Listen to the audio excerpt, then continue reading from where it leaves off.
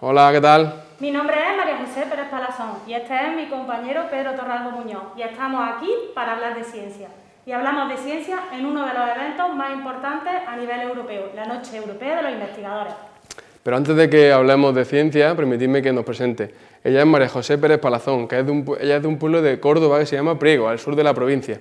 Luego, cuando ella decidió formarse como ingeniera, estudió en la Escuela Politécnica Superior de Belmez, que es un pueblo que está al norte.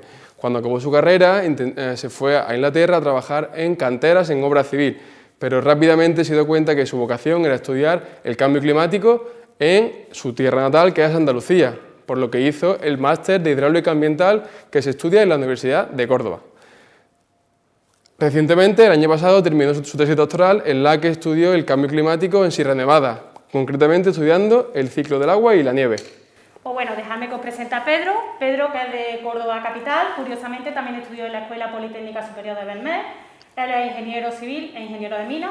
Luego realizó el máster de hidráulica ambiental aquí en la Universidad de Córdoba y actualmente está en su segundo año de tesis doctoral en la que estudia el agua y la sequía en los ríos de Sierra Nevada. Pedro, dime en qué trabajamos. Bueno, nosotros realmente trabajamos en un grupo de investigación que se llama DFH, Dinámica Fluvial e Hidrología, y nuestras oficinas se encuentran en el campus de Rabanales de la Universidad de Córdoba, que están justo enfrente del polígono de Las Quemadas en dirección a Alcolea.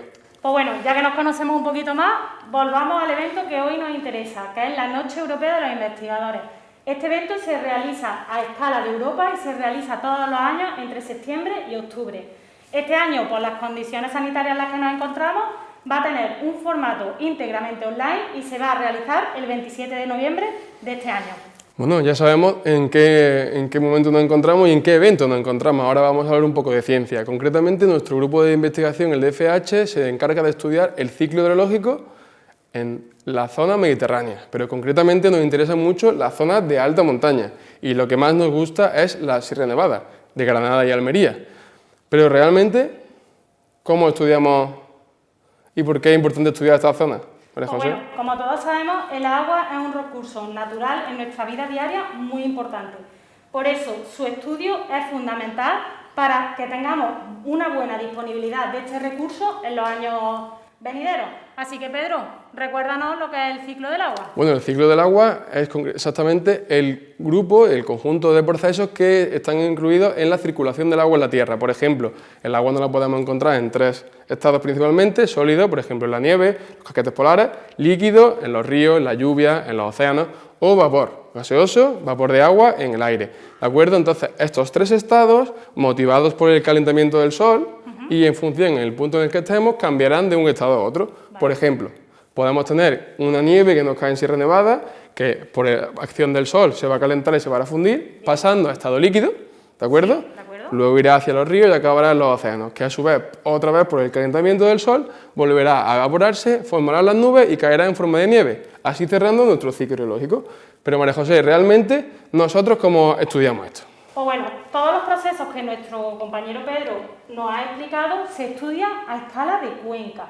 ¿Una cuenca? Sí, una cuenca. Una cuenca es la proporción del terreno donde todo el agua de lluvia que cae en esa proporción de terreno sale por el mismo punto, con lo cual viene delimitada por las divisorias de agua, que son las líneas de los puntos más altos de esas montañas que engloban esa cuenca. Entonces, para estudiar los procesos, cogemos nuestra cuenca y de esa cuenca tenemos que saber tipo de suelo, dónde se encuentra, orientación, pendiente, vegetación, pero sobre todo es importante conocer los datos meteorológicos. Y los datos meteorológicos, para poder tener ese tipo de información, utilizamos estaciones meteorológicas. ¿Una estación meteorológica, concretamente? Sí, una estación meteorológica como la que podemos ver aquí. Este tipo de estaciones meteorológicas son las que utilizamos nosotros como grupo de investigación o cualquier otro profesional que se dedique a la meteorología y al estudio de la hidrología. Las estaciones meteorológicas están compuestas por diferentes sensores. Pedro, ¿nos explica los sensores? Claro que sí. Aquí, por ejemplo, Empezaremos por este central, que es el pluviómetro, que nos permite saber la cantidad de agua que ha caído en una precipitación, en una tormenta. Este es un caso muy particular, pues que nos mide la cantidad de gotitas que nos golpean en una plataforma, y así, en función del número de gotitas, sabremos cuánta lluvia ha caído. Es un tipo de pluviómetro muy concreto. Realmente los que nos podemos encontrar, por ejemplo, en presas o embalses, son una especie de botellas que van a acumular la precipitación y luego mediremos cuánta lluvia ha caído. Luego también tenemos aquí el termómetro, que es un dispositivo muy similar al que tenemos en casa cuando nos ponemos enfermos, y que nos dice la temperatura corporal. Y luego que tendríamos el anemómetro o veleta, que nos permite, por el número de revoluciones, saber a qué velocidad va el viento, y por la veleta, saber la dirección. Por lo tanto, podríamos tener en una precipitación que nos haya habido una tormenta de invierno, saber cuánta agua ha caído, la dirección hacia dónde va la tormenta. Podríamos avisar, por ejemplo, María José avisaría a su familia en Priego que viene la tormenta, y luego sabríamos también a qué temperatura se ha producido. Además, esta estación meteorológica también dispone de un sensor de humedad, que nos dice el vapor de agua que tenemos en el aire, y la radiación solar, que a nosotros, por ejemplo, nos interesa mucho esta radiación. ¿Por qué? ¿Por qué es importante, Pedro? Nos interesa porque en Sierra Nevada nos va a depender la fusión de la nieve, es decir, de sólido a líquido, nos va a depender mucho en función de esa radiación solar, exactamente. Vale. Pues bueno, ya que hemos estudiado un poco la teoría y hemos visto lo que es una estación meteorológica, es el momento de que pasemos a la parte experimental, y para ello os proponemos un reto. Queremos que vosotros desde vuestra casa realicéis vuestra propia estación meteorológica, y para ello vamos a realizar 3 tipos diferentes de experimentos en el que realizaremos cada uno de los sensores que hemos considerado nosotros que son más importantes. El pluviómetro, el anemómetro o veleta y el termómetro de aquí, ¿de acuerdo? Pues vale, pasamos a la parte experimental. Bueno, pues comenzamos con la parte experimental. El primer experimento que vamos a realizar es un pluviómetro, que tal y como ha explicado mi compañero Pedro, es el aparato sensor capaz de decirnos la cantidad de lluvia que ha caído en una tormenta o en un evento. Correcto. Para ello vamos a necesitar una botella de plástico. Es importante que sea lo más recta posible y tenga el menor número de hendiduras posibles, ya que así la lectura de la cantidad de agua recolectada en el evento va a ser lo más exacta posible. Vale, también vamos a necesitar cualquier tipo de cinta adhesiva. También necesitaremos un bolígrafo permanente, una regla y unas tijeras. Vale, perfecto. Pues lo primero que hacemos es nuestra botella, la vamos a recortar de manera que se nos quede un recipiente lo más homogéneo posible y un embudo. De manera que esto lo vamos a pegar con cualquier tipo de cinta adhesiva. Una vez que lo tengamos pegado, cogeremos la regla y mediremos aquí y pondremos nuestras medidas principales, obteniendo finalmente un pluviómetro de este estilo. Pero tenemos que tener algo en cuenta que es muy importante. Tened en cuenta que 1 milímetro de lluvia, que podríamos medir aquí, equivale a 1 litro por metro cuadrado. O sea, imaginaros que la superficie real de esta botella fuese 1 metro cuadrado. Si nos cae 1 milímetro, nos cae 1 litro, pero realmente esto no nos mide 1 metro cuadrado. Por lo tanto, tendremos que hacer alguna proporción para poder luego multiplicar por algún factor estos milímetros por un número. Claro, para ello es necesario obtener, en este caso, la botella en superficie es circunferencia, con lo cual necesitaríamos el diámetro, obtendríamos el área de nuestra circunferencia, y así podríamos pasar de la altura en milímetros a una unidad volumétrica. Exactamente. Y con esto tendríamos nuestro pluviómetro final, en el que lo pondríamos, por ejemplo, en nuestro patio de casa, y podríamos calcular cuánta lluvia ha caído una tormenta de invierno. Vale, pues empezamos con el segundo experimento, que sería la realización de un termómetro. Para ello vamos a necesitar una botella con tapadera, una pajita, al ser posible, que sea transparente, importante, un rotulador permanente, una regla, colorante alimenticio y plastilina. Plastilina pues el color que más guste. ¿Vale? Entonces, realmente, ¿qué es lo que vamos a hacer en este experimento? Vamos a hacer un orificio pequeño en el centro de la botella, ¿de acuerdo? Meteremos nuestra pajita y vamos a sellar un poquito con la plastilina para cerrarlo lo más herméticamente posible. Después vamos a echar un poquito de agua, aproximadamente 1/3, ¿vale? Como vemos aquí.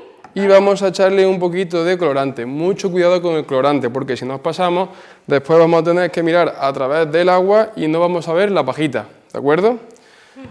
Y luego el experimento realmente se trabaja en 3 fases. Vale, necesitaríamos un bol de este estilo, necesitaríamos 3. En uno lo vamos a cubrir de hielo, otro con agua tibia, es decir, la que sale del grifo normalmente, y otro con agua hirviendo. Tened mucho cuidado con el agua hirviendo, no os vayáis a quemar, así que por favor, si hacéis este experimento, hacerlo con la vuestros ayuda padres. de un mayor, ¿vale? De acuerdo. Vale. El primer paso sería utilizar el agua fría, nos iríamos a nuestro bol con hielo, ¿de acuerdo? Y vamos a enfriar el agua y en nuestra pajita, el nivel del agua de la pajita descenderá. ¿Y por qué descenderá, María José? Pues bueno, como todos sabemos, el agua en su estado sólido, como es el hielo, está a 0 grados.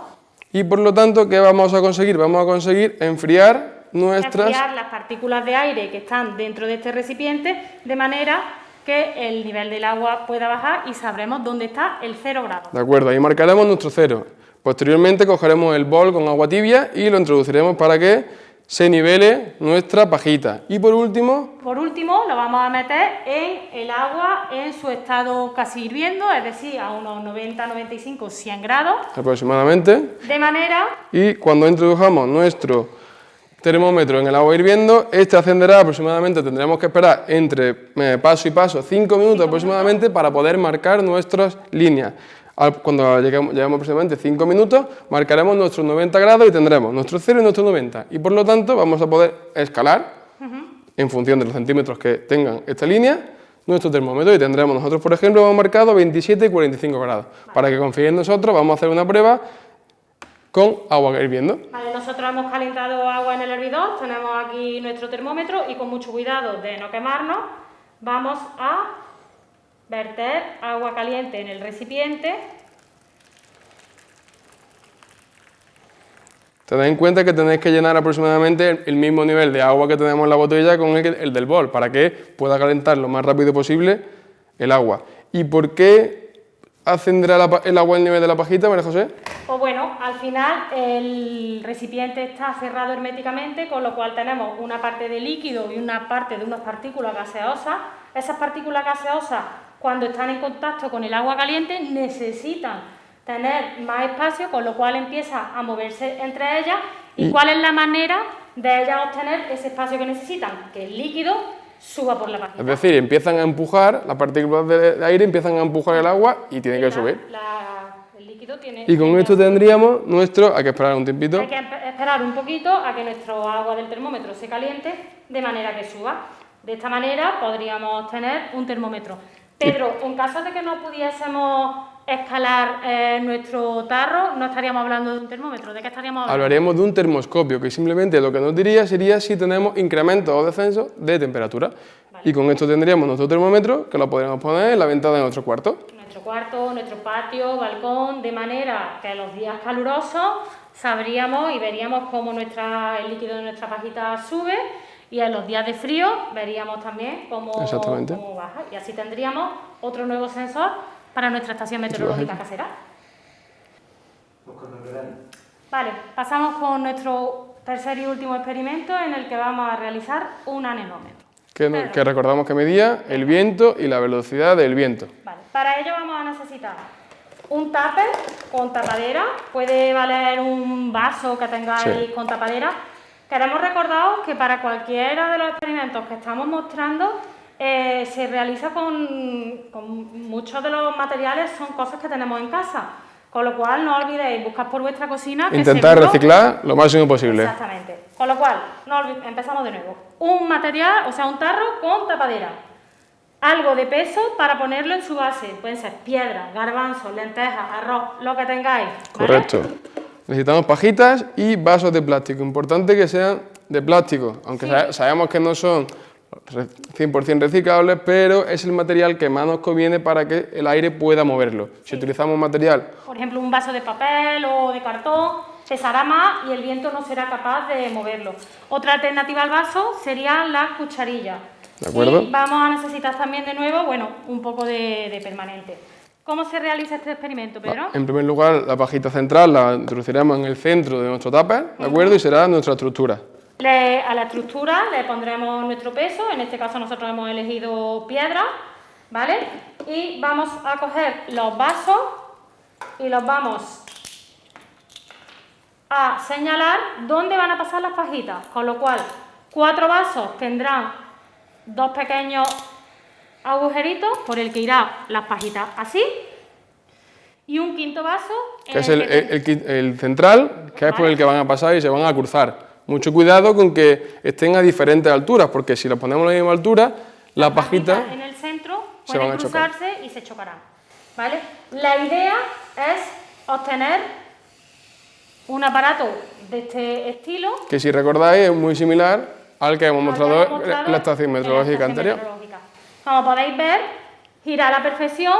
Nosotros nos soplamos por las medidas sanitarias en las que estamos ahora mismo, pero si veis, pues gira a la perfección.